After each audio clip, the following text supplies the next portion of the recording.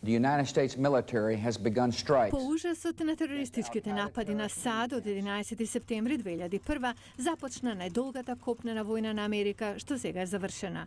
Командантот на меѓународните безбедносни сили за помош, американскиот генерал Џон Кембел, зборуваше на церемонијата во Кабул. Денеска е крај на една и почеток на друга ера. Денеска НАТО ја комплетира својата борбена мисија по 13 години исполнети со значајни постигнувања и огромни жртви. Афганистанскиот безбедносен советник Ханиф Атмар присуствуваше на настанот.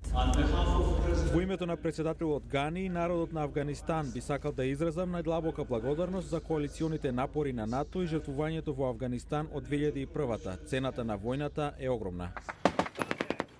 Завршувањето на војната, која однесе близу 3500 трупи на НАТО, вклучувајќи повеќе од 2000 американски армиски припадници, беше примерна цел на Обама. Нашата најдолга војна ќе заврши одговорно и тоа ни дава можност да се потсетиме што ни дадоа сите тие семејства. Ние можеме да се собираме со семејството и пријателите, зашто нашите трупи имаа волја да ги прегарнат своите и да заминат на служба. Тајмингот на повлекување од Афганистан беше предмет на дебата во поделениот Вашингтон поголем дел од годината. Во март, тогашниот командант на ИСАФ, Џозеф Данфорд, ова го кажа.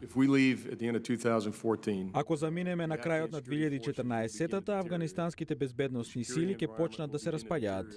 Но во септември Афганистан го потпиша долгоочекуваниот договор со САД и НАТО, дозволувајќи некои сили да останат во советодавна улога.